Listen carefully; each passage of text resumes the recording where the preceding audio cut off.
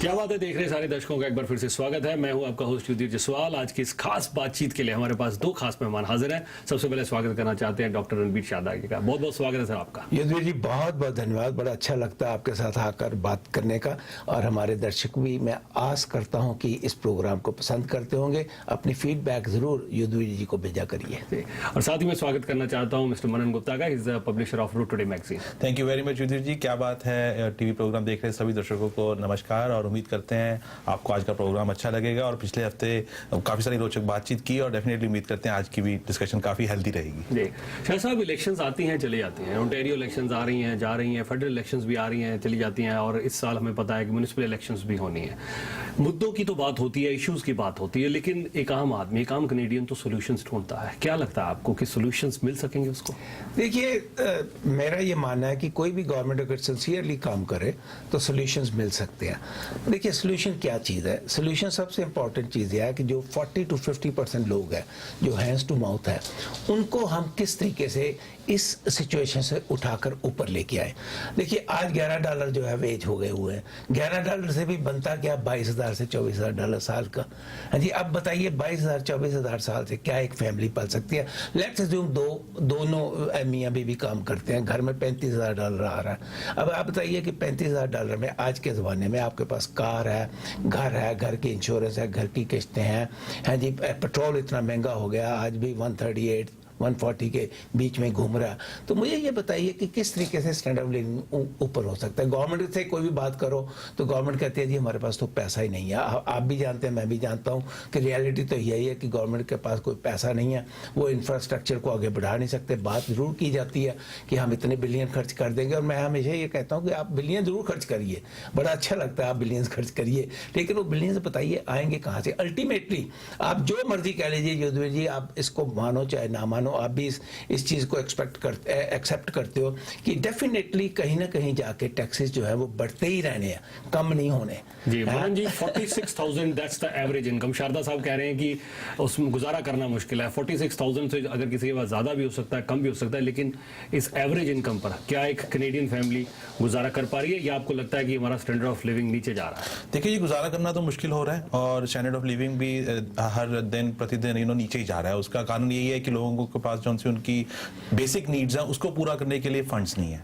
चाहे आप ओंटारियो में देख लें और बहुत सारे प्रोविंसेस में देख लें, लोगों की जो से खर्चे हैं वो उनकी सैलरीज इनकम से बहुत ज्यादा हैं, और लोग अपने परिवार को जो फैसिलिटीज मिनिमम बननी चाहिए उसको भी देना मुश्किल हो रहा है। So I think day by day we are running into a tough scenario. Sir साहब, इसके बावजूद मैं आपसे कई बार पहले भी डिस्कस कर चुका हूं कि इसके बावजूद फ्री जो रियल एस्टेट मार्केट है वो कैसे ऊपर जाती चली जा रही है, क्योंकि अगर कर्जा लोगों के ऊपर है, या अगर people are having tough time to make both ends need, जो घर 15 साल पहले अगर कोई 4 लाख का था वो आज 1 मिलियन का हो गया, जो घर 2 लाख का मिल सकता था हो सकता है आज 500,000 का हो गया, डबल हो गया है, या उससे भी ज्यादा हो गई कीमतें अगर हम पिछले सिर्फ 15 साल की बात करें। लोग कैसे फिर ये सब अफोर्ड कर रहे हैं? जी, आज से 30 साल पहले जब लोग आते थे, या 40 साल पहले, तो उनकी जेब में $7 होते थे।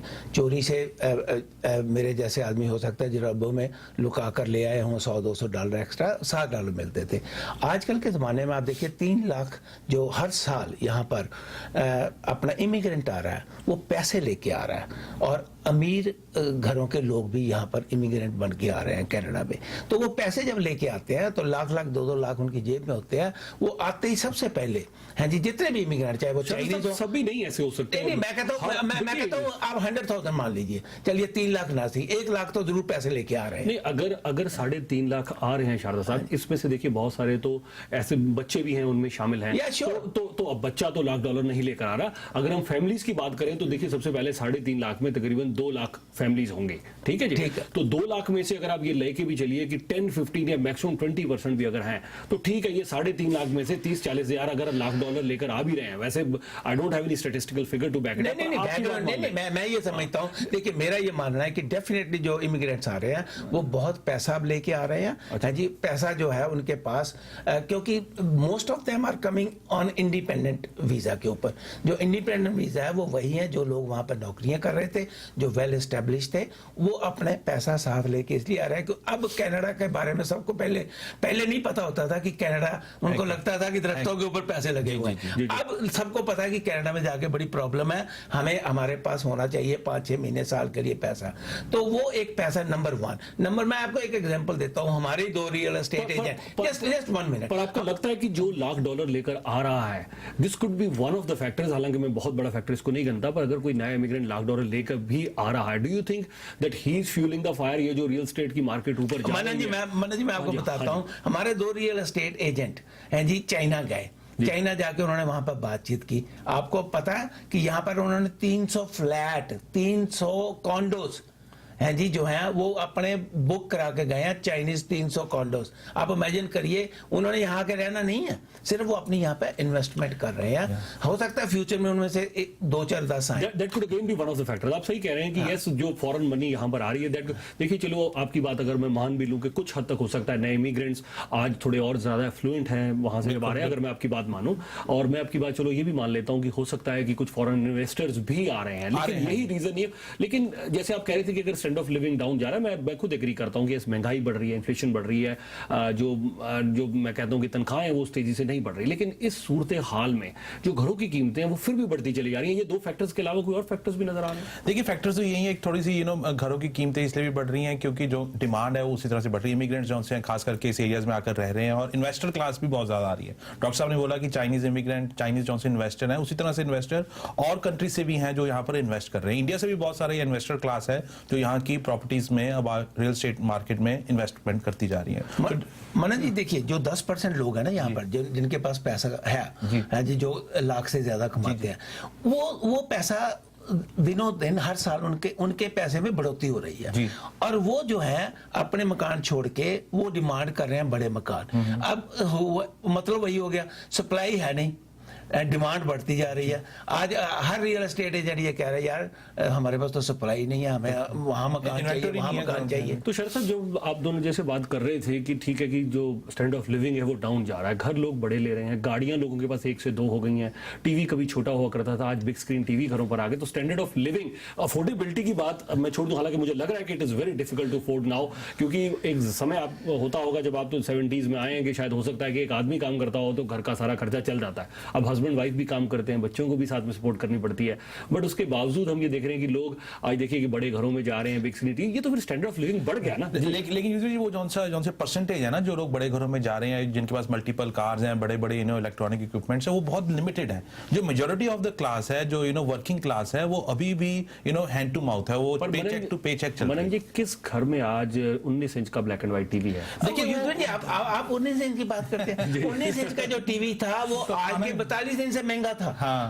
आज इलेक्ट्रॉनिक्स में तो आप बात ही मत करिए, इलेक्ट्रॉनिक्स में तो अच्छा फिर जैसे मनन जी ने एक बार मैं इनसे बात कर रहा था, इन्होंने कहा कि आजकल तो आप जाइए 4 साल का फर्नीचर उठाइए, 4 साल आपने कोई पैसा ही नहीं देना, तो 4 साल पैसा ही नहीं देना, किस्त भी नहीं देनी, 4 साल के बाद किस्त देनी शुरू करिए। तो मुझे बताइए फिर कि सिर्फ यही नहीं ना, सब कुछ ही है, सारी बात सब कुछ। आप देखिए कि बच्चा भी सेलफोन लेकर घूम रहा है, बाकी सब भी सेलफोन लेकर घूम रहा है। खैर, स्टैंडर्ड ऑफ लिविंग पर लग रहा है कि ये जो डिस्कशन है जारी रहेगी। मुझे लग रहा है कि कुछ घरों में जरूर हमने डिस्कशन छेड़ दी होगी कि वो जरूर बात कर रहे होंगे कि आपका जो मिनी आईपैड लेना था, लगता है वो कैंसिल है कि नहीं कैंसिल। बातचीत जारी रहेगी, क्या बात है, मैं एक छोटी सी ब्रेक के बाद।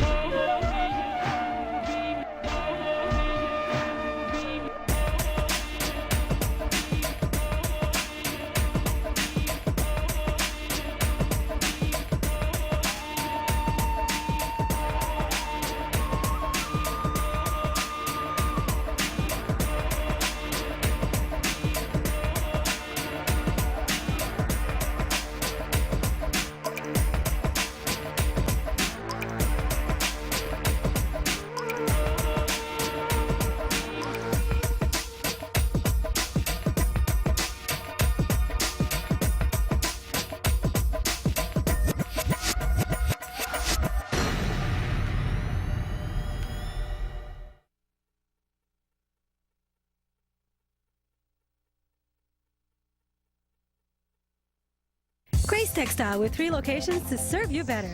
Hi, I'm Buddy, your talking flyer. Find everything for your home and family at Grace Textile, where thousands of items are always on super sale. This week, save on Fabric shower curtain, only $1.99. Fabric tablecloth, only $3.99. Sheet set, only $11.99. 7-piece queen size comforter set, $39.99. And remember, it's all at Grace Textile. At Grace Textile.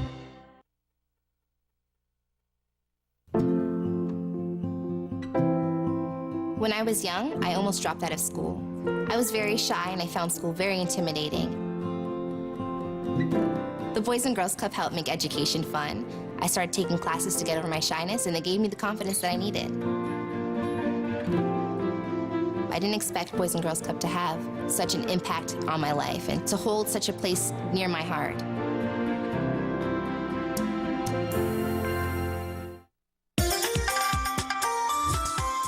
क्या बात है, देख रहे हैं सारे दर्शकों का मैं फिर से स्वागत है। मैं आपका होस्ट युद्धवीर जायसवाल और बातचीत बहुत ही इंटरेस्टिंग मोड पर हम ब्रेक पे पहले छोड़ गए थे, आप वहीं से बात शुरू करते हैं। शाह साहब, बात हम कर रहे थे स्टैंड ऑफ लिविंग की। जी। मनन जी, अगर हम स्टैंड ऑफ लिविंग की बात जब हम कर रहे थे, सिर्फ बिग स्क्रीन टीवीज या 2 गाड़ियां, बड़े घर, तो मैंने एक एग्जाम्पल दिया है। आज घर में जितने लोग हैं, हर एक के पास एक सेलफोन है। आखिरकार उसका बिल कहीं से तो दिया जा रहा है।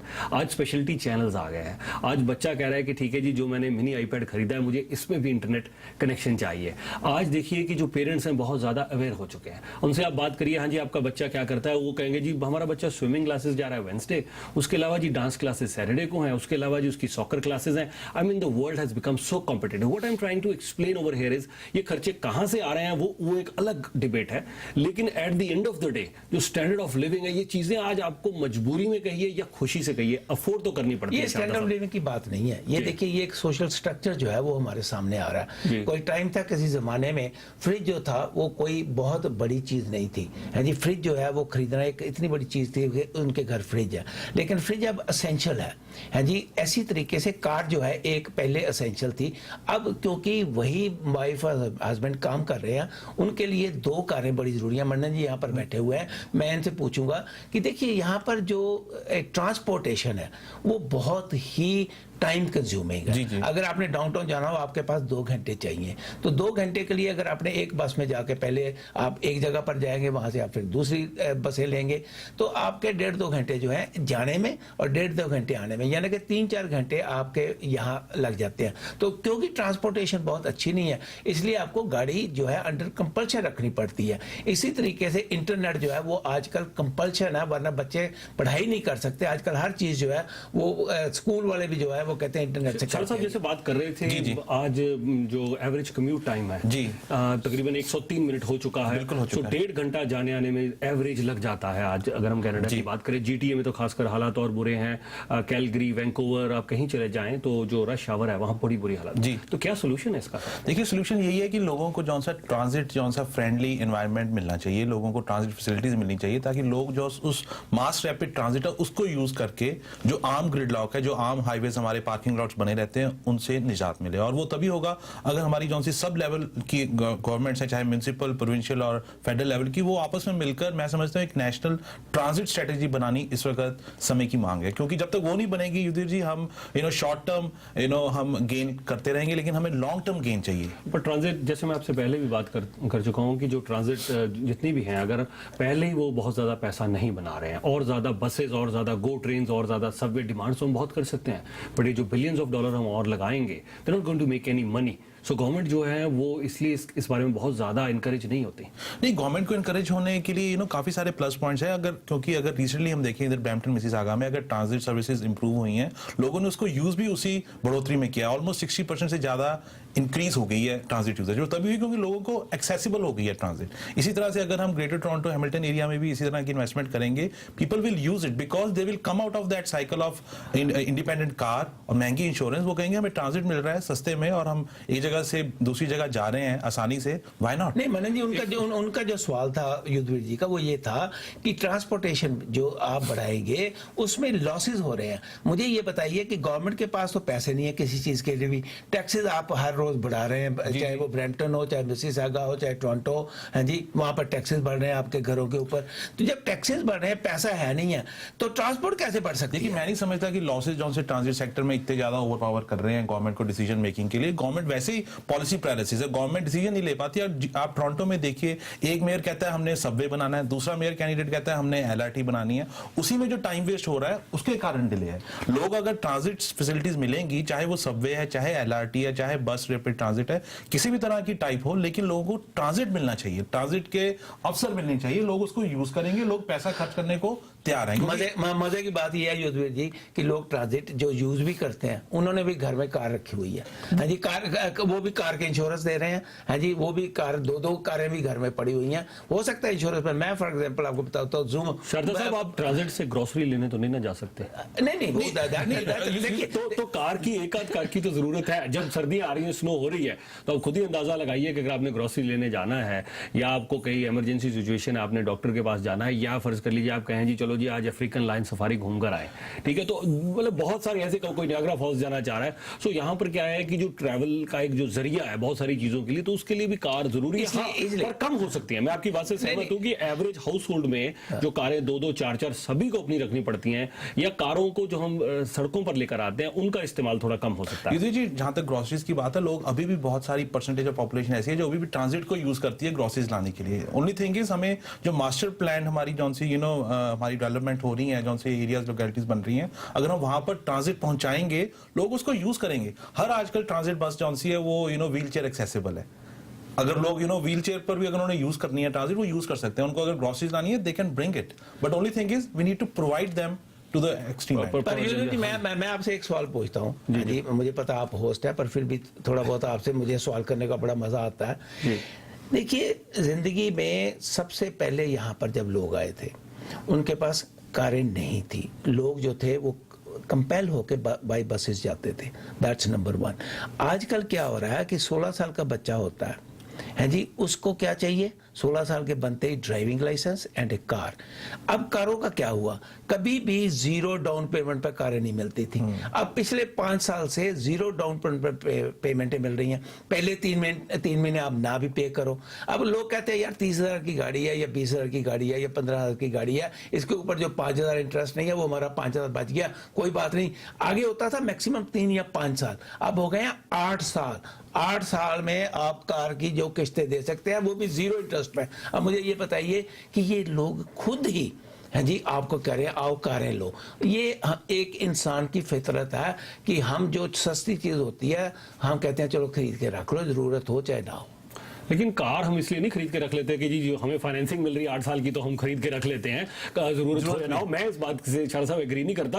कार तो आप तभी लेने जाए कितना भी इंटरेस्ट, देखिए आप किसी से पूछ लीजिए कि 0%, अब तो लोग ये भी कहेंगे कि लेस देन, मैं सवाल खड़ा करता हूं कि लेस देन 0% क्या हुआ, बट यू राइट कि ठीक है जी आज की तारीख में 84 मंथ्स की फाइनेंसिंग अवेलेबल है, 72 मंथ्स की अवेलेबल है, लेकिन जरूरत होगी तो ही आप, क्योंकि देखिए at the end of the day पे तो आपने करना है, ठीक है। कैश पे जो डिस्काउंट है, आज जो गाड़ी आपको 20,000 में मिल रही है, अगर आप कहो जी मैं इसको 8 साल में पे करूंगा, तो जाहिर सी बात है कि आपकी वो गाड़ी 20,000 की 25-30,000 की आपको मिलेगी।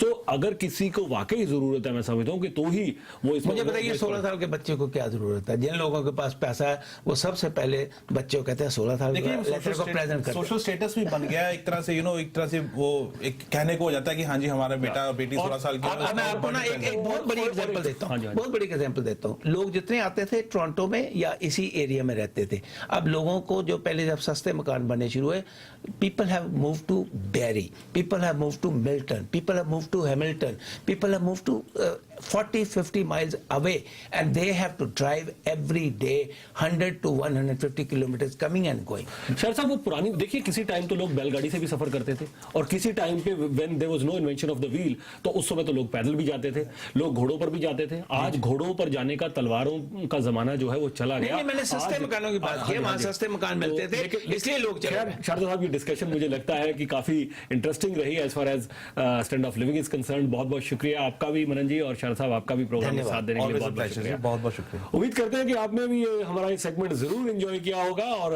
आप देखते रहिए इसी तरह प्रोग्राम क्या बात है। युद्धवीर जायसवाल को यहीं इजाजत दें।